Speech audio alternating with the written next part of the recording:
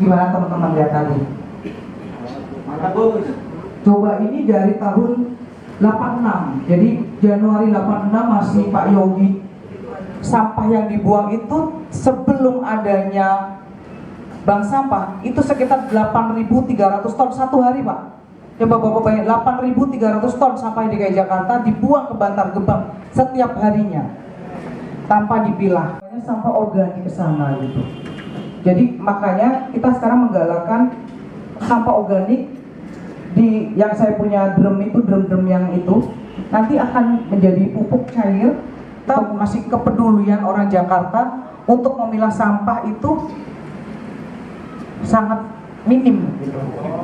Nah, teman-teman udah tahu kan, jadi bank sampah itu ada perdanya tahun 2013 tentang sampah pilah, mengolah sampah dari sumbernya itu, sumber itu adalah dari rumah. Nah, itu sekarang lagi digalakkan di Pemprov DKI Jakarta. Jadi teman-teman, ini kan orang DKI Jakarta semua kan usahakan memilah sampahnya dari rumah, jadi tidak membuang sampah di bukit gitu. Tapi sampah yang bisa jadi cuan-cuan. Nah, dikumpulkan, kalau ada bank sampahnya, istrinya suruh, ini mas sana jadi bank sampah, kan lumayan, ya kan? Itulah gunanya bank sampah. Jadi makanya di RW ada bank sampah. Teman-teman di RW-nya mana yang ada, atau memang nyebrang. Saya di RW saya nggak ada bu, boleh nggak saya nyebrang ke tempat? Ya nggak apa-apa.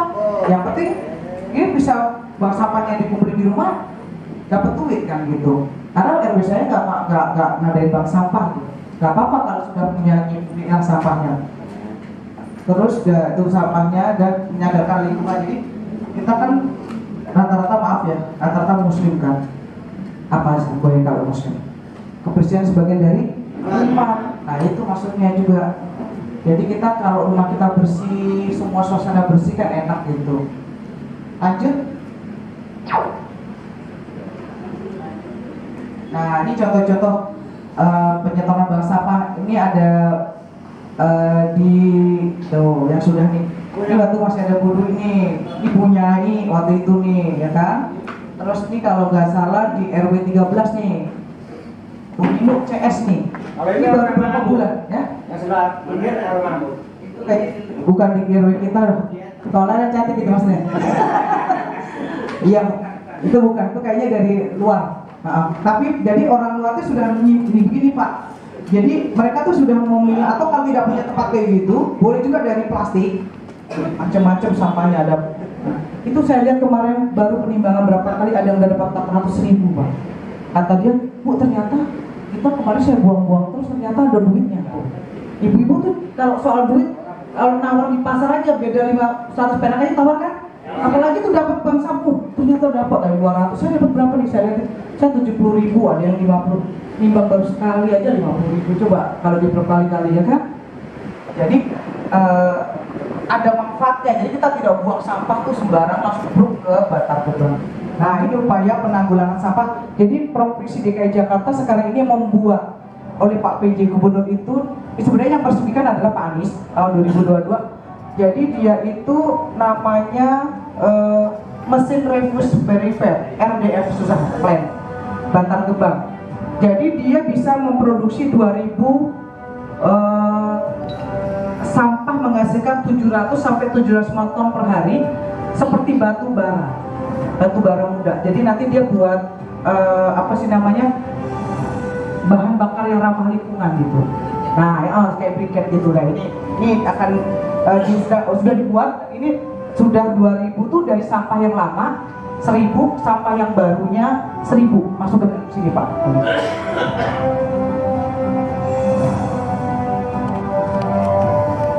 Kita juga punya inovasi bagus, maksudnya nggak keterbelakangan juga gitu. Ini di samping Bantar Gebang ya, ini sekitar 7,5 hektar dibangun. Lalu kita uji coba dan bisa 2000 ton sampah, 1000 ton yang dari dalam untuk yang sudah ada untuk diolah, 1000 tonnya sampah baru yang dari Jakarta. Yang pertama keamanan ya, dorong dosa harus hati-hati, terus konstruksi tadi lihat ada konstruksi besi-besi. Nah itu juga dosa atau alat untuk melaksanakan itu juga harus disesuaikan. Tapi yang terpenting proses yang di sini itu ada pengulangan 3 kali ya. SOP-nya dipersingkat ya. Baru 2022 ini. Dan kita baru ternyata terlambat, baru 2022 kan? Jadi saya mohon teman-teman semua nih Bapak Ibu untuk bisa memilah sampahnya dari rumah ya. Dan sekarang kita juga sampah tuh tidak hanya sampah yang bisa diolah, tapi ada juga sampah limbah B3. Nah, ini limbah B3 nih. Limbah B3 tidak daur ulang, tapi limbah beracun. Jadi hati-hati teman-teman ya. Nah, ini lihat dulu.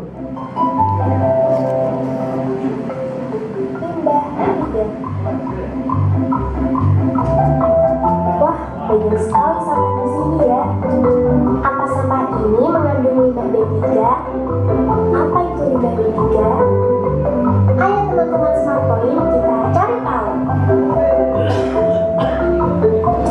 Limbah B3 adalah limbah yang mengandung zat berat berbahaya dan beracun, sehingga secara langsung maupun tidak langsung dapat merusak lingkungan, mengganggu kesehatan, dan mengancam kelangsungan hidup manusia serta organisme lainnya.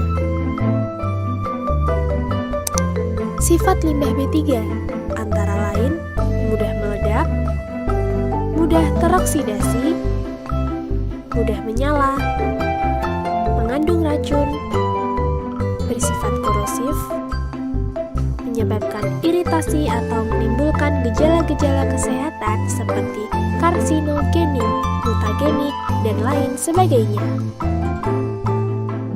Limbah B3 itu harus tidak boleh dibuang di tanah. Nanti mereka tuh ada, bukan dibakar, nggak boleh cuma dibakar, tuh di mana meledak itu.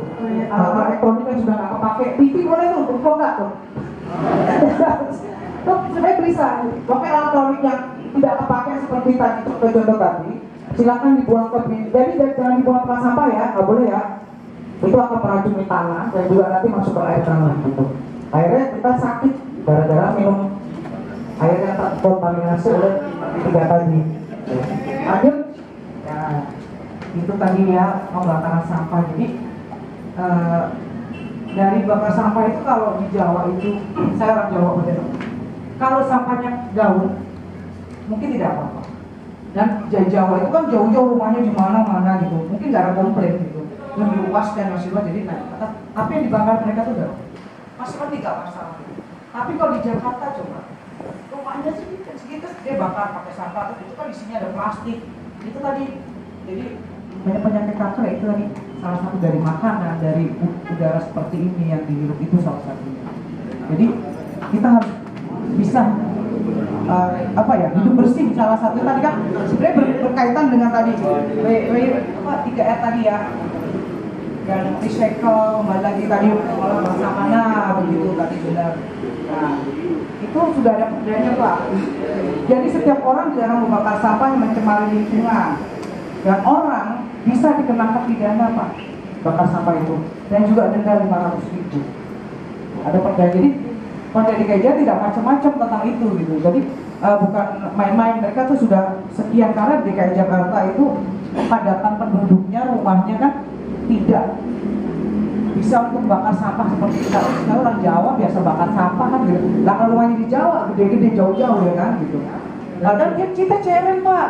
Kan bukan dia kalau dia sendiri yang ngirup, dia mati sendiri, biarin kan tetangganya Pak. Ada bayi, ada apa. Itu banyak Pak. Kejadian begitu tanda-tanda tua gitu. Bisa kan? Nah itu salah satunya seperti itu, arogansinya masih ada, tanah tua gitu. Seperti itu kendalanya di kita masih ada seperti itu. CRM juga kadang-kadang cuma hal kecil ya, saya bukan gitu. Hal kecil apa gitu, cuman tetangga itu nggak senang dia bakal hal kecil, CRM-in. Ya begitu dah, ada juga sentimen pribadi gitu. Tapi kalau yang sering saya temuin CRM ya itu tadi, memang gede terus Pak mohon, tapi ada juga yang ya Pak mohon tidak ini lagi gitu. Saya senang seperti itu, jadi tidak boleh, dia nggak ngerti tadinya bahwa tidak boleh bakar sampah. Nah ini gunanya teman-teman ya, jadi mohon teman-teman bisa ketok tularkan kepada warga tetangganya gitu.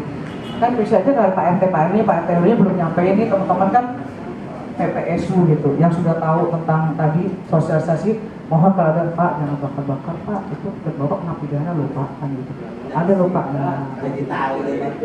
benar, jangan bakar, benar ada pidana tadi kan tuh, perdanya, nggak sembarangan. Sekarang saya mau nanya, ada yang mau nanya ke saya nggak masalah? Jadi teman-teman juga tetangganya mau buang, oh jangan nggak boleh tuh Pak dibuang sembarangan. Saya bantu buang sini Pak, diplastikin ya Pak gitu. Ya nggak yang gede-gede Pak, TV saya bawa TV juga nggak juga gitu. Ya apa colokan kayak bekas HP yang rusak, terus tadi bohlam panjang gitu, bawa aja ke kelurahan nggak apa-apa Pak. Itu bagus banget Pak, bantu tetangganya dan juga membantu melindungi bumi kita ya gitu. Dan salah satunya itu melindungi kita kan air Pak. Hidup kita dari air Pak. Kalau dengan sampah tadi tercemar air, semua akan tercemar, airnya kita semua sakit, itu salah satunya. Jadi makanya saya ikut pembaruan berlanjutan itu gini Pak, air kita tuh tidak ada habisnya Pak, jadi di bawah tuh kayak kali, terus gitu. Tapi kalau dia nanti tercemar berarti kan mencemari semua terus gitu. Karena kan hujan, jadi air itu tidak akan habis Pak. Jadi kalau Bapak bilang, wah saya kok kosong, itu hanya karena pindah aja Pak. Jadi sebenarnya air kita tuh tetap di bumi. Bumi kita tetap kan segitu-gitu aja. Orangnya nambah nggak Pak? Nambah. Iya. Air kita tetap segitu, orangnya tapi nambah. Nah, air itu kan muternya itu dari hujan Pak. Hujan. Nah kalau banyaknya polusi udara akan menimbulkan hujan asam Pak. Hujan asam itu tidak bisa buat korban mati Pak. Poros semuanya itu makanya polusi salah tadi bakar sampah dan industri tadi jangan menggunakan banyak-banyak untuk polusi. Jadi pokoknya kita nggak boleh bakar sampah. Nah, terima kasih teman-teman udah sosialisasi. Semoga yang hadir semua di sini selalu diberi kesehatan dan panjang umur dan juga diberikan keberkahan. Mohon maaf dengan segala kekurangan. Wabillahi taufiq wal hidayah. Wassalamualaikum warahmatullahi wabarakatuh.